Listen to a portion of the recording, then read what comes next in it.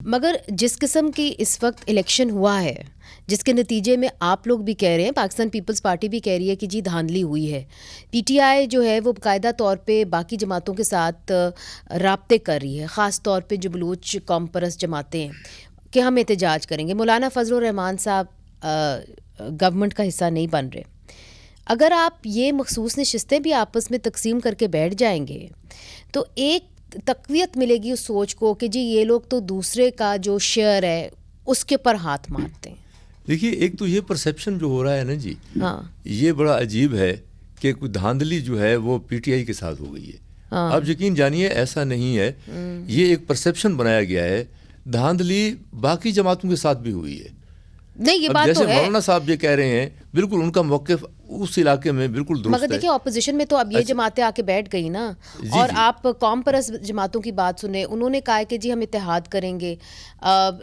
P T I کے جو ہیں جو رکن ہیں سارے، وہ جا کے ملے ہیں ایک ڈیلیگیشن کے طور پہ، اختر مینگل صاحب کو ملے ہیں، محمود خان اچکزئی صاحب کو ملے ہیں. تو وہ اگر ایک اتحاد بنا لیں گے، وہاں سے مولانا صاحب ہو جائیں گے، دو صوبے آپ کے خلاف، بلوچستان بھی اور کے پی بھی. Can you afford it is the question. جی بلوچستان میں تو پیپلز پارٹی میجارٹی میں ہے.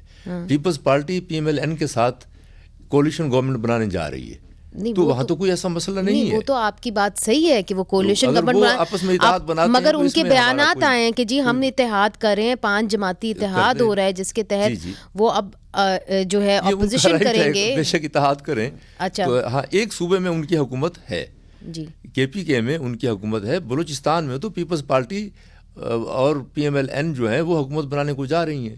نہیں، وہ تو ایک الگ بات ہے. بلال کیانی صاحب، میں آپ سے بھی یہ سوال کر لیتی ہوں. دیکھیے، یہ جو سردار بہادر خان صاحب بات کر رہے ہیں نا، وہ اس کے بالکل برعکس بات کرتے ہیں. آپ لوگوں کی پارٹی نے تو قوم پرست جماعتوں کے ساتھ مل کے کام کیا ہے، چاہے وہ اختر مینگل صاحب کی پارٹی ہو، چاہے وہ ڈاکٹر مالک بلوچ کی پارٹی ہو. آپ نے تو ان کو چیف منسٹر بنا دیا تھا جب آپ کا ٹینیور آیا تھا. تو اب وہ کہتے ہیں کہ جی آپ نے ہمارا ووٹ پہ ڈاکہ ڈالا ہے.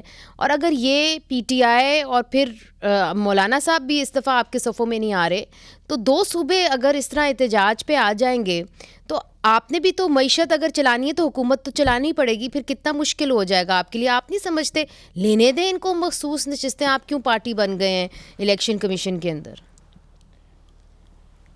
نہیں، دیکھیے بات یہ ہے کہ مخصوص نشستیں کس کو دیں، مطلب کہ آپ بتائیے کس کو دیں. اگر سنی اتحاد کونسل کوئی آئین کے مطابق بنتی ہیں، اور اگر ہماری پٹیشن گئی ہوئی بھی ہے تو اسی بنیاد پہ گئی ہوئی ہے کہ ایک آئین کے مطابق ہی ہم وہاں پہ ایک کیس لیڈ کر رہے ہیں نا چیز. اب ہم اگر آئین کے مطابق بنتی ہی نہیں ہے سنی اتحاد کونسل کی، تو ان کو کس طرح دینی چاہیے.